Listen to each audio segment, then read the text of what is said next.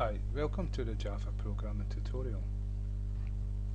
Now the last tutorial we created a method called rtest, and we passed it an object, a class object, and we given it an MAC. Well, the key to point to remember is that this is a data type, the same as we create an integer and a string. And if you look at this, I've created an integer array because we're going to use an integer array. It's assigned three values, the exact same way as we've done with the class array. Each element has a new object created. And if you look at it, like this part here is identical to that part there. And after the new command, this part here is identical to this part here. So a class is a data type. Now the answer class is the name of this class. So where you do int and string, you would use, if you want to pass an object, you would use the data type, the name of the class, and what you want to call that object. And if the object wasn't created, then you would pass a new command to create the object, but you would normally do that before then. And so that's what we've done here, is we created the object and then we've just passed the array of objects of this class, and we gave it AC, and then we printed it to screen. Get the answer, let's see what happens. Yeah, that's okay. Right, so we're not calling this method, we took this method away, so we're not calling it. What I've done is I created two more different methods, because we're going to look at passing by value, which we have been doing, and passing by reference. It goes into pointers. Java uses pointers, but it does it for you. So in a sense, it doesn't use pointers when you're programming, because it's all done for you. But a pointer is, it's where in C++ where you write code to access a variable, but you're pointing to that memory location, and so a change in that memory location will be permanent to that variable. Whenever it's accessed, that change will be the value of that variable.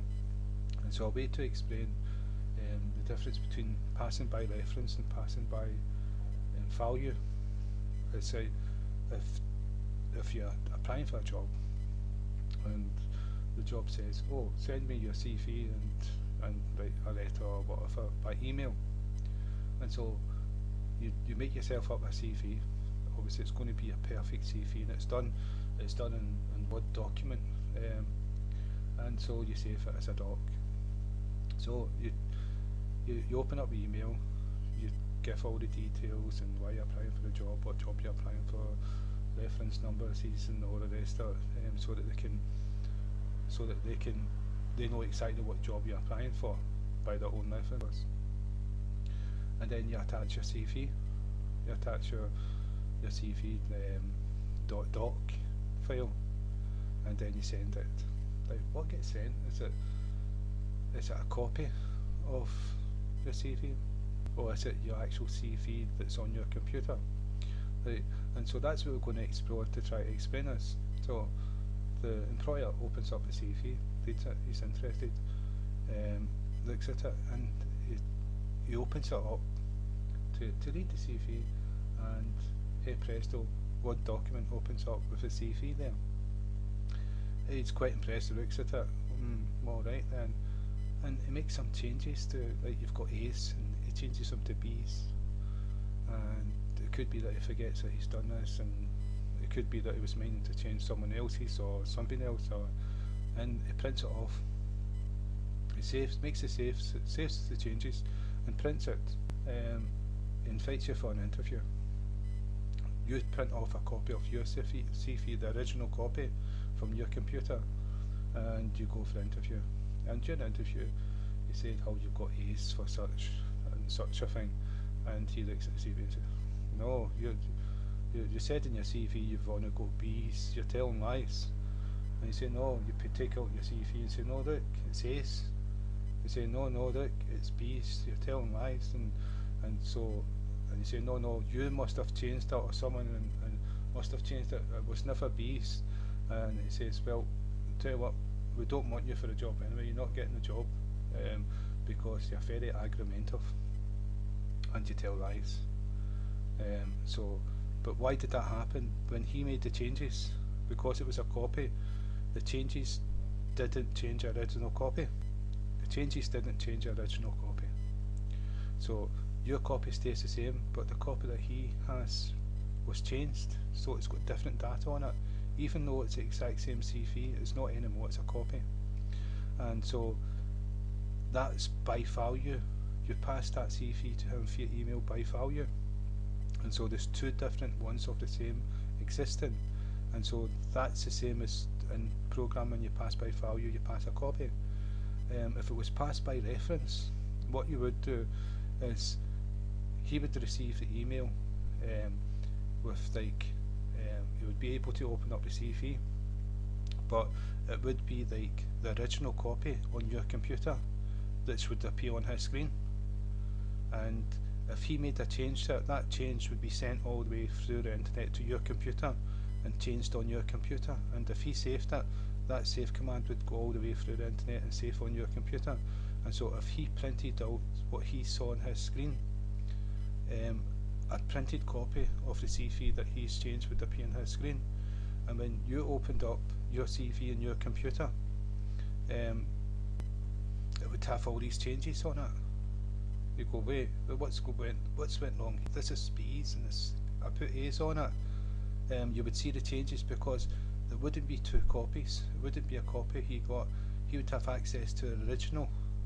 What you sent him was like an address, a reference to access the CV in your computer.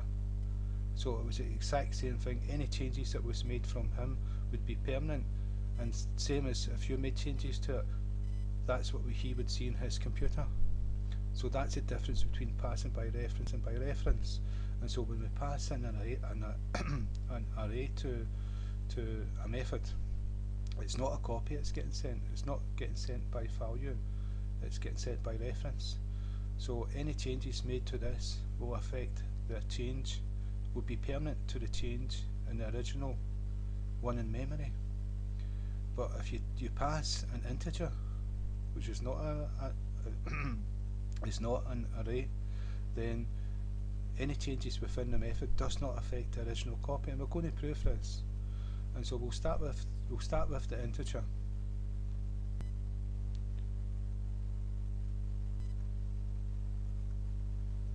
So what we're going to do is call this method int test,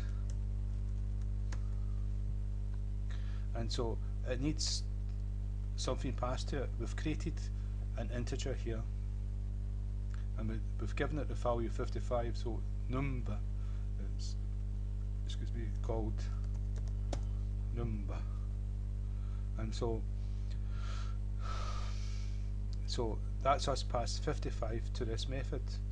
So this AC becomes 55, and what we're going to do is add 230 to 55, which is 285, and then inside the method it's going to print out the total, what AC has become.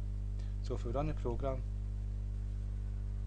285, that's inside the method. We've added 230 to it, and so that is what's happened.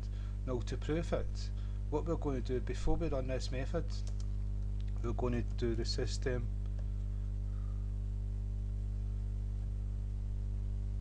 system.out.println, and then we're going to have the brackets, and inside here we're going to print out num before the method. So it will be 55 here. So if we run the program, 55, then 230 was added to it, and that's inside the method. Now after the method we're going to print out the value of num to see if it's changed to 285, or if it's still the original value unchanged. And it will be unchanged because it's passed by value, but we're going to prove it.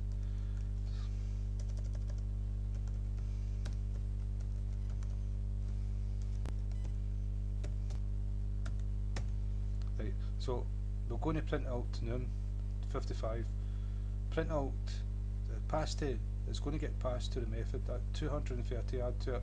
It's going to print out the total of them added. Then we're going to print out this again to see if it's changed. It's not going to be changed.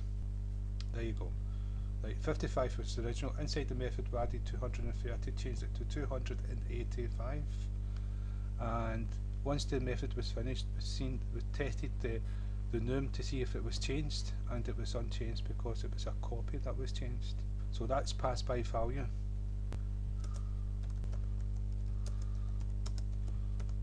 Pass by value. Now we're going to look at passing an integer.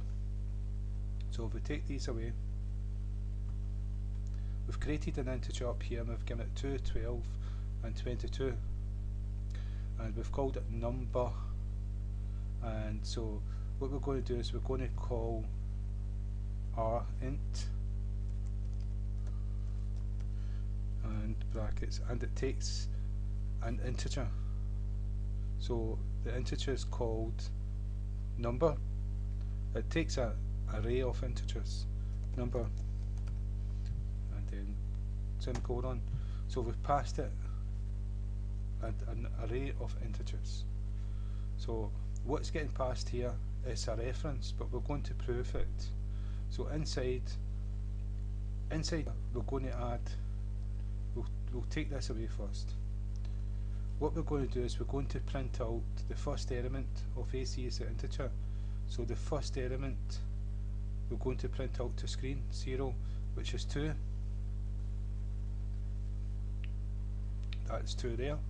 And then we're going to print out the next one, which is 12. 12. And then we're going to print out the last one, which is 22. 22. Right, and so what we're going to do is we're going to change the value of, we'll change the value of the middle one. So that's number 1. And so we're going to change it into alt inside the method to show you the change, and then we'll do the same again. We'll prove that it's been changed by printing it out after the method. And so if we do AC square brackets number 1 equals 44. Now this is not going to equal 12 anymore, this is going to equal 24. And so we print it out, that should be 24 within the method. So 44. And so this is passed by reference, so any changes is going to be permanent. And so what we're going to prove it by, first we're going to do system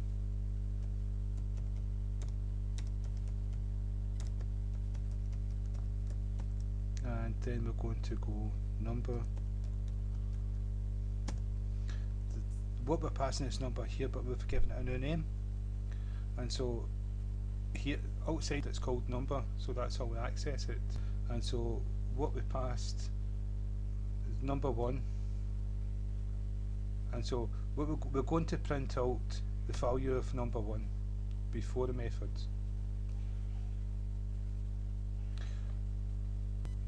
So 12 is before the method was called, number 1.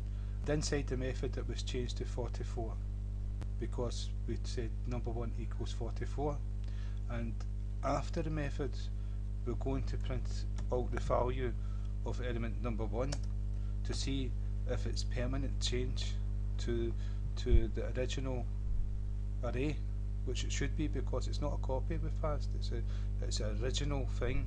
Any changes to the original will be permanent for everyone who accesses it. And so if we run the program, you can see 12, the original value, we changed it to 44. After the method we tested the original one, and hey presto, it was changed permanently to 4. So that's passing by reference, and an array of objects or an array of integers, strings or whatever is passed by reference, and that's something you've got to remember. It will behave differently inside a method. Well, an integer, a string, etc. is passed by value, so any changes within the method will not be permanent to the original because it's a copy. And what you've got to remember is that when you create an object is each individual object is a copy, and so one change will not affect the change in another one. It's a we make instances of classes, and so we can do as many copies as we want, and so the change is not, you cannot change the prototype, but you can create a new object, and that new object is an entity within itself.